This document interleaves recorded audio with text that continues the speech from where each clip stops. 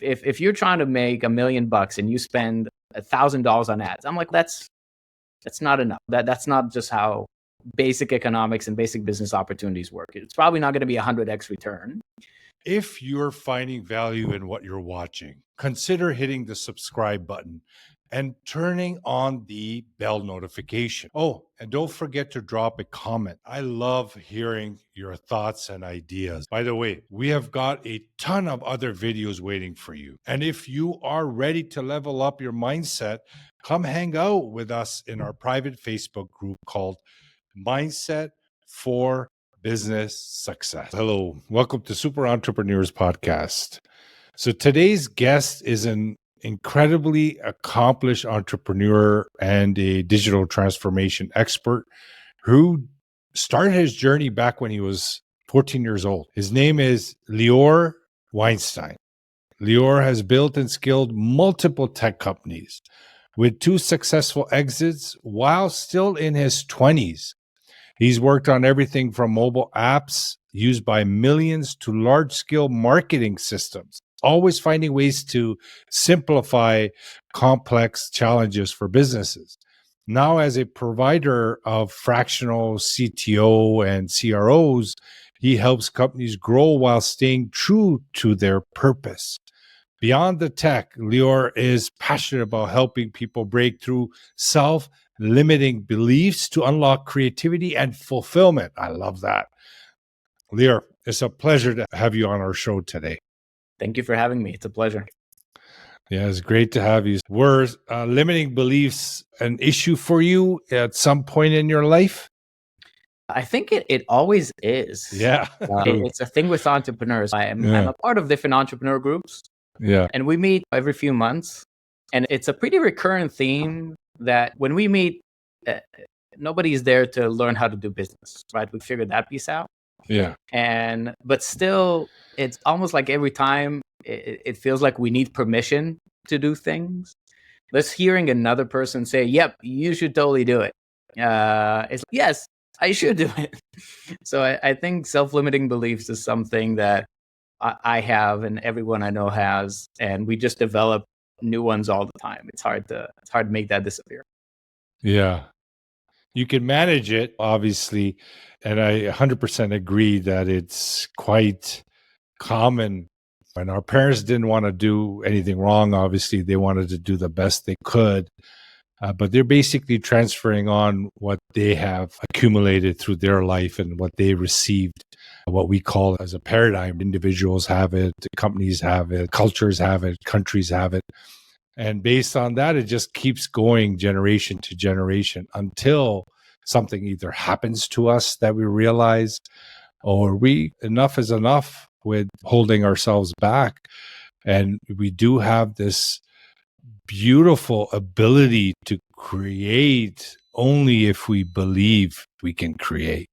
That's right. And when I thought about what I really like helping people with, at first I phrased it as self-imposed barriers, and which I've used for years, is that self-imposed barriers to action.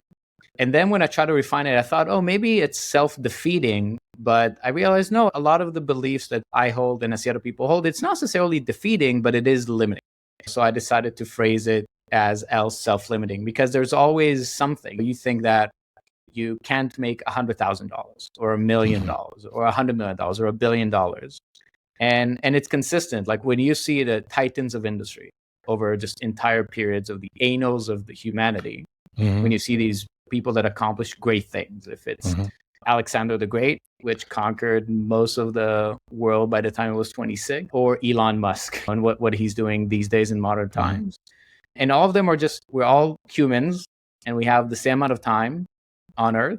And when you see these amazing people and their biographies and interviews and when they talk about themselves and people talk about them, they themselves just say, yeah, I just changed how I thought. So it's not a capability question. No, it's really just your mindset, the stuff between you. 100% mindset. We always say 90 to 95% is mindset and 5 to 10% strategy. Because strategy, like you said in the beginning, as you mentioned, those groups, that they just come to us. We'll figure those out. But do we actually believe enough to take that action or not? And I spent my entire life being my worst enemy and didn't realize it. I was just always worried about what other people thought of me all the time. I would not take any steps. If I took steps, I would just be worrying and doubting that this is not going to work. It's not going to work. I'll kill the energy of that. Even though that was the case, I still did good things, but I failed a lot as well. But I could say all of it was directly linked to my stories. Absolutely. I heard David Goggins in his last book, like his second book, he said this, he had this great line saying that you're never going to meet a hater that's doing better than you. And it's so true. It's just amazing to see how, if you think about when we take actions or we don't take actions based on what other people think, and then just figure out who are those people that think in a way that's stopping me or limiting me. And you realize that by far, in most cases, they're not doing better than you or doing what you want to do. And you just decide that their opinion matters. Mm-hmm. Yeah. You got to shift from it matters to you matter. That's great. One of your gifts that I've noticed from after looking into what you're doing is that you have this ability to break down complex concepts into those actionable steps. That's your quality. Could you share your process, how you simplify these overwhelming business problems, if you want to call them, and how others could potentially develop that skill? Yeah, I think professionally, I grew up both as a software engineer and as a marketer. And my form of marketing, because of my software background, was very data-driven and data-oriented. Mm-hmm. So I used these different frameworks when I attacked different problems. So for years, my consulting group was called Kaizen Innovations. And Kaizen is a Japanese concept that talks about continuous improvement. And years later, when I had an agency where we help businesses grow, I came to them and I told them, listen, I can't promise you output, but I can promise you input and process, meaning effort. And the way I described it is we're going to create an environment where growth is inevitable. So it's this stages where we have an hypothesis, we have an idea, and that idea is based on an outcome that we want to see in the world. We want to see that it happens. And that could be revenue or leads or cost, or it doesn't really matter what it is.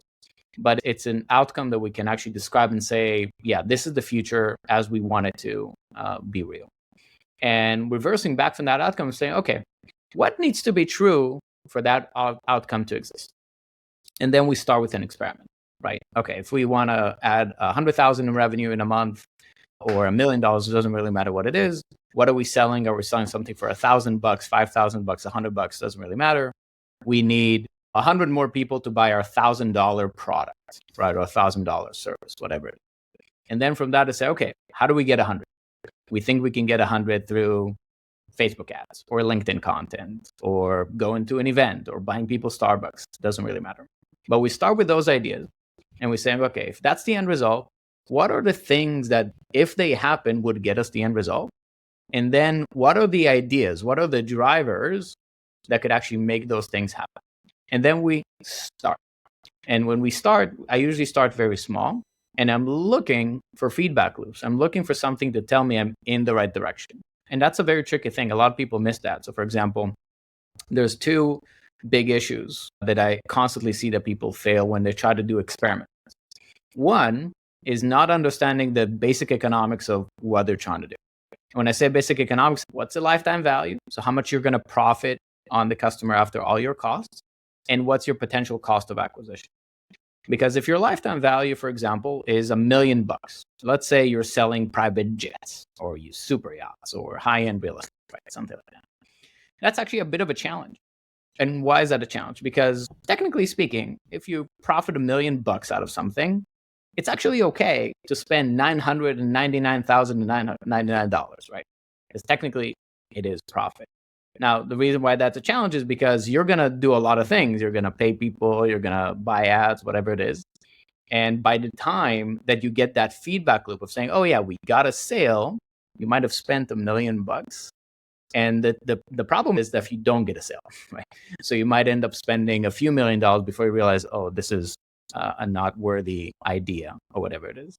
Now, with that means you need to have an idea of what are those proxy indicators? Like, how do you know that by the time you're going to make a sale, you're on the right track, right? So if you're sending 100 people to your page, to your landing page, whatever it is, and nobody even clicked a button, filled out a form, I did something, that's probably not going to yield a lot of results.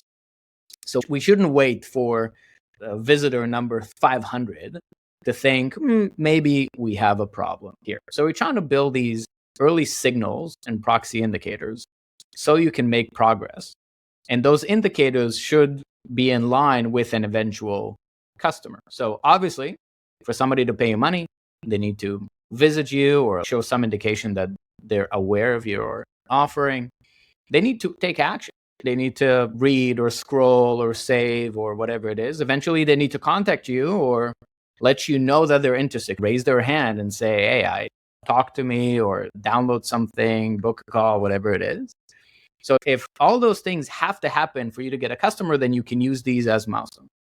The second thing that I see is very common when people fail with different kind of growth experiments or big problem breakdowns is something I call sub-therapeutic dose. I would talk to someone either as a chief revenue or as a chief technology, and they would tell me, oh yeah, we've tried Facebook ads. It didn't work, right? Oh, we tried to do a mobile app. It cost us a lot of money. We lost a lot of money. I'm like, specific matters, right? So what did you actually do? If you're trying to make $1 million and you spend $1,000 on ads, I'm like, that's not enough. That's not just how basic economics and basic business opportunities work. It's probably not going to be 100x return.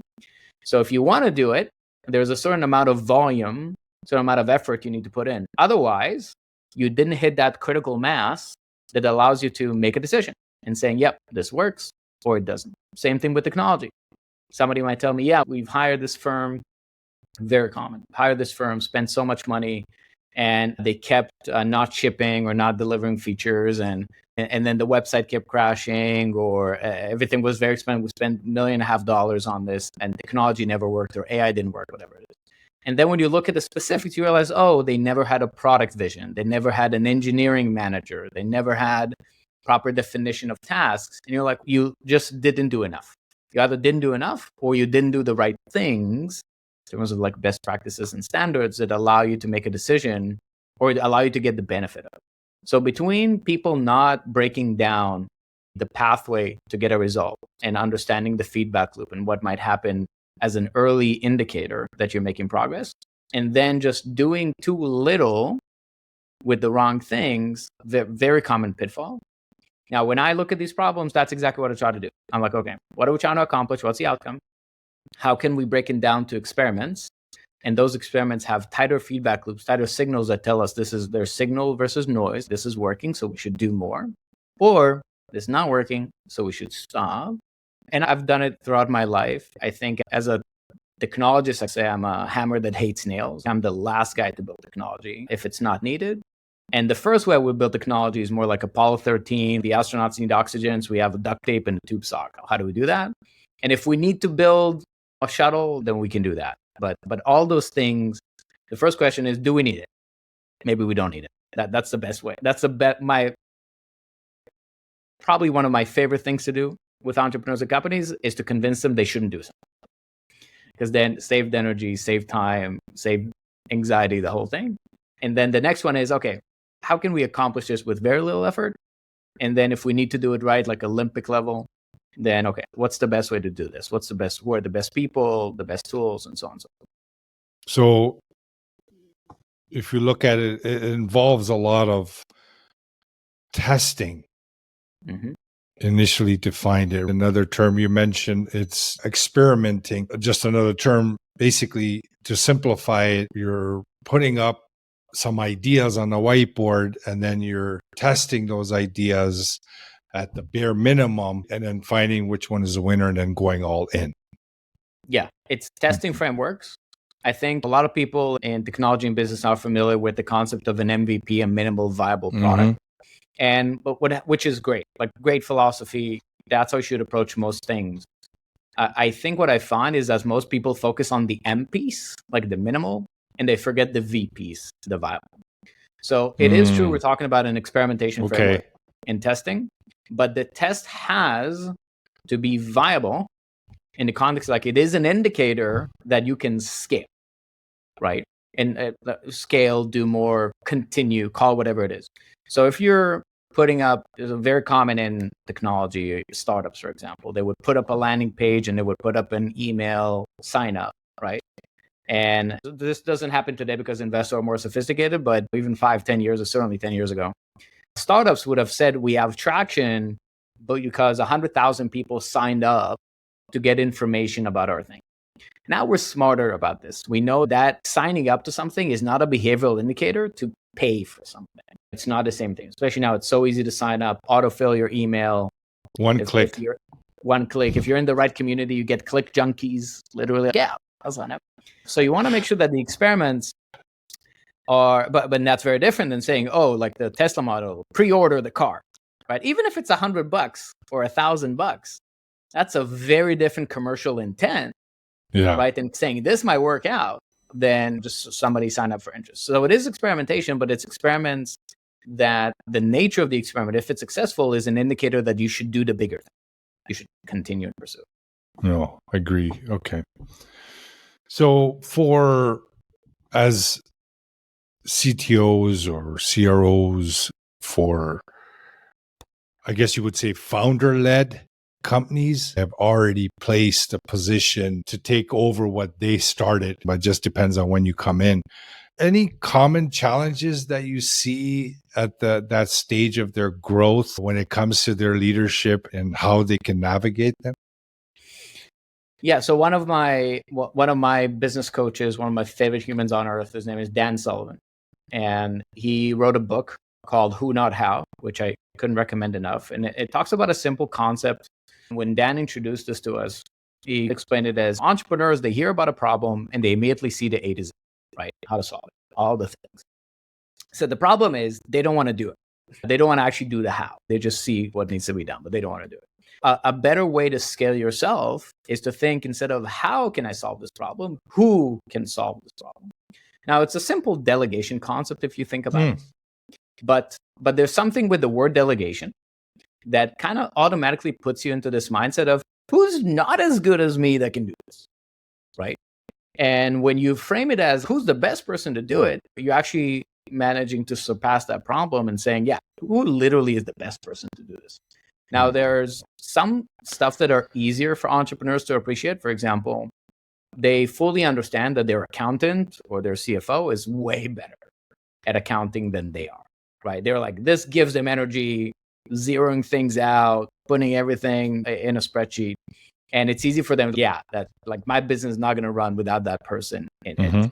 But then when it touches some of their core skills that they might be good at, so if you're a founder and entrepreneur, you're probably not too bad at sales, not too bad at marketing, not too bad at promoting, because that's how you manage to build your business. So if it intersects with some of those, then it's a little bit harder for you to appreciate that somebody else can and should do a better job. Now, it's not an intellectual issue, it's more like an intuitive issue.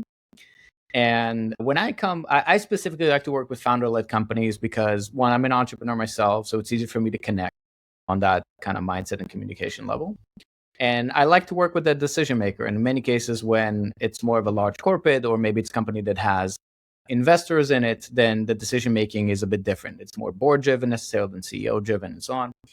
So I still like the founder-led companies that still don't have investors, or at least have full control on their company. And for them, technology is usually this black box.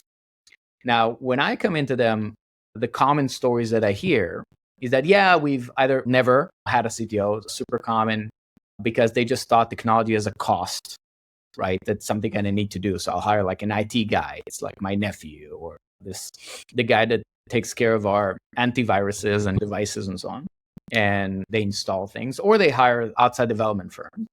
For them, it's this big thing they don't want to touch with a 10-foot pole. And that's one common story. The other common story is that they tell me, they hired multiple people and every time it failed.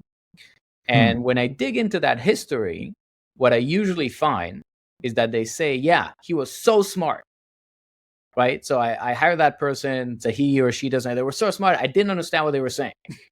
And I actually tell them that's a counter signal.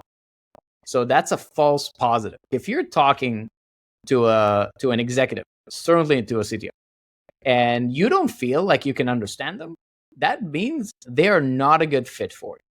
And it's easier to understand with your own proficiency, meaning if I asked you right now to explain to me something that you're intimately familiar with, right? You will be able to bridge any knowledge gap that I have. You're not going to make me feel like I don't understand what you're saying, because you'll be able to accommodate and change the communication in a way that I would understand. And that's the same thing with any expert. If you don't understand the expert you're talking to, it doesn't, it might certainly mean that they don't know what they're talking about. That's common as well. But what is absolutely true is that you're not the right fit for each other. A great CTO for you means that they can make all these technology black boxes into glass boxes, make them transparent, make them manageable, not this black hole that you don't know what gets in and just what comes out. And they will be able to fully connect your vision with how technology can help you grow and facilitate that into the future. How do you see the future?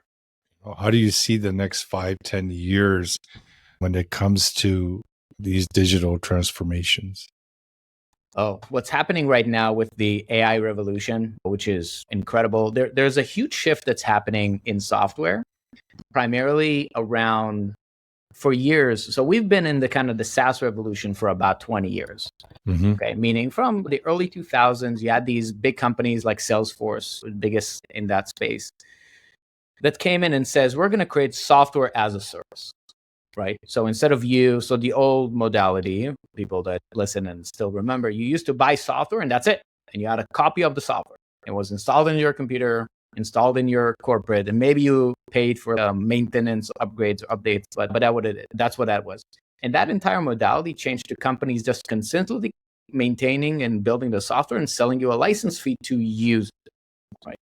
So a few things are changing right now. One, because of these AI revolutions, a lot of the trends we're seeing is the world is shifting from buy to build.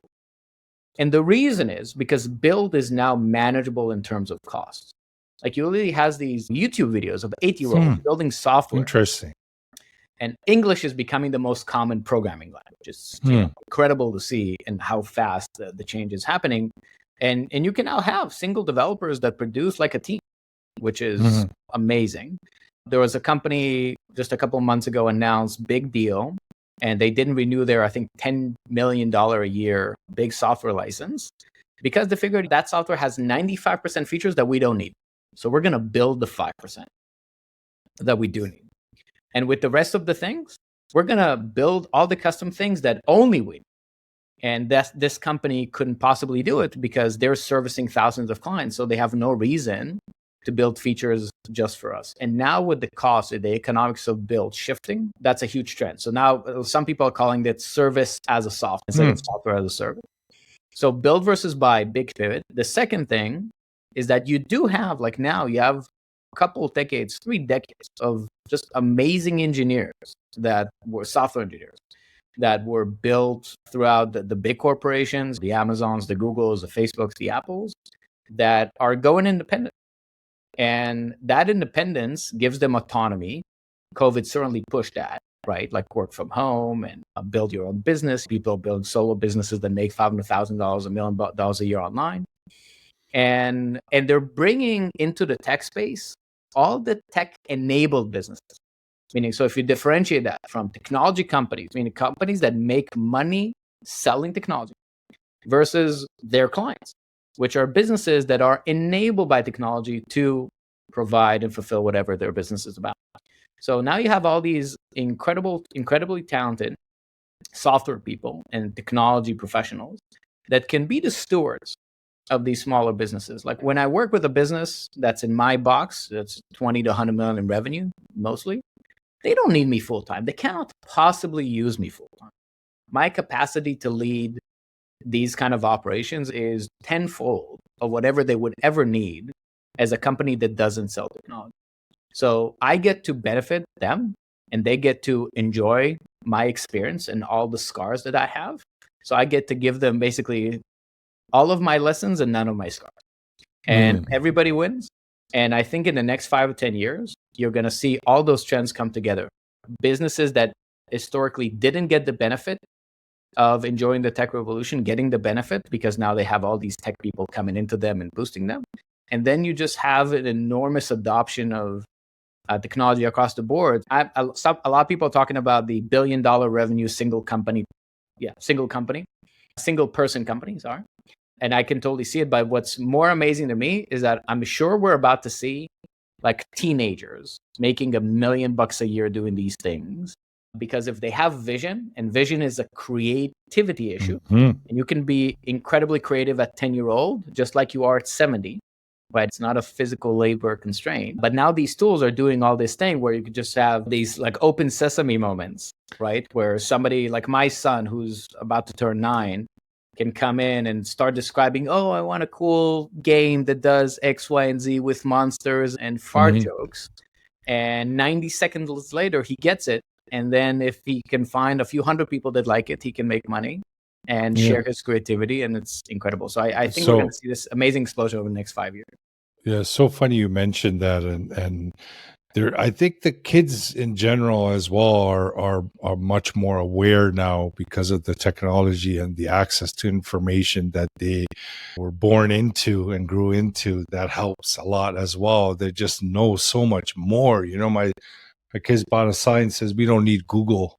Our kids know everything. And that was funny you mentioned that because I was looking at my son. He's 10, and he was playing a game. I go, where'd you get this game? What are you playing? He goes, I made it. I go, so what do you mean you made it? He goes, I put it together, and now I'm playing it. I go, where did you do that? He goes, online. I go, you could just. He goes, yeah, you just move things over and you just make a little story to it and you just play it. So he goes, you're playing your own game and you made it that easy? He goes, yeah, it's a normal thing. So that was pretty cool that you mentioned it as well. Yeah.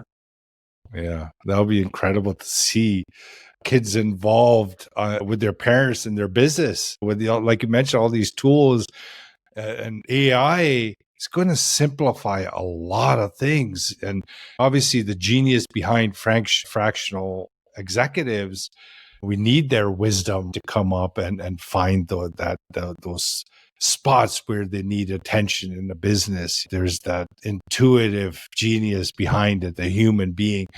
But a lot of these things, AI is going to evolve into doing a lot of these tasks, which will free up time for entrepreneurs to be more intuitive, come up more ideas to make life here easier for others.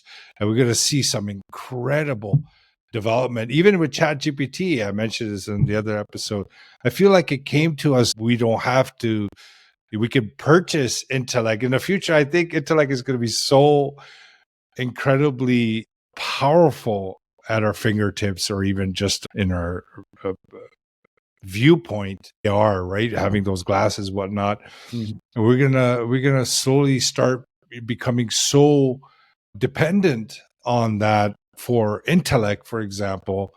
But the beautiful part is that we're going to become more intuitive. We have to admit it. A lot of these inventions that we enjoy today, from Wi-Fi to all these things, they were got to a human being in a more intuitive manner. So if we increase the intuitiveness of a human being, we're going to start seeing a lot bigger inventions in our world.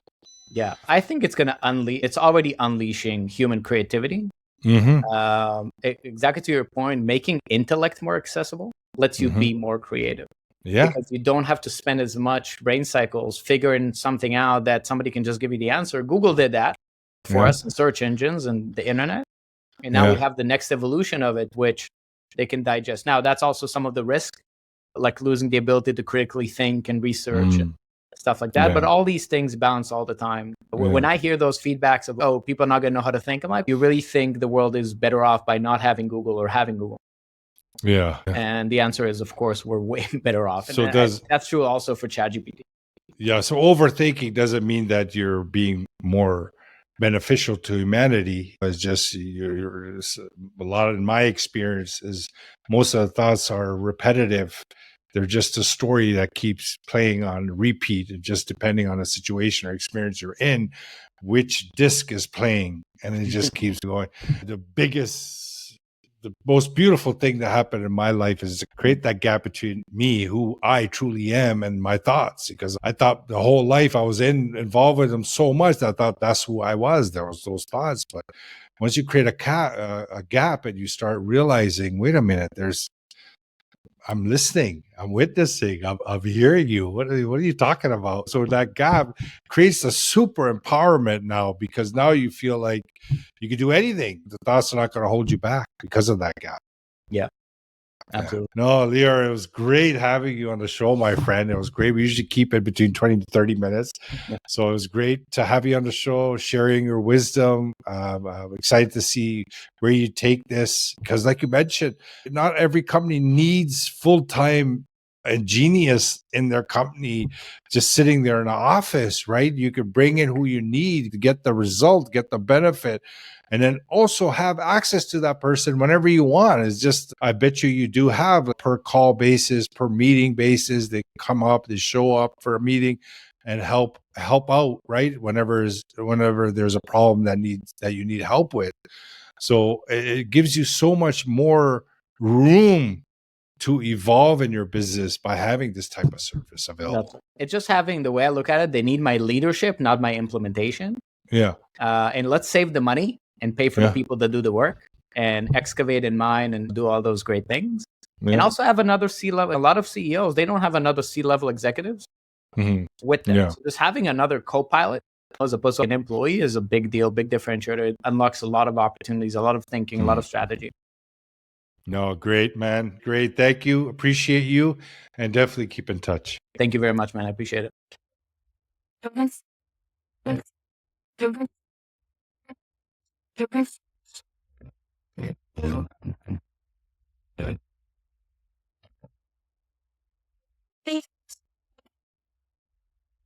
Feeling in. Here.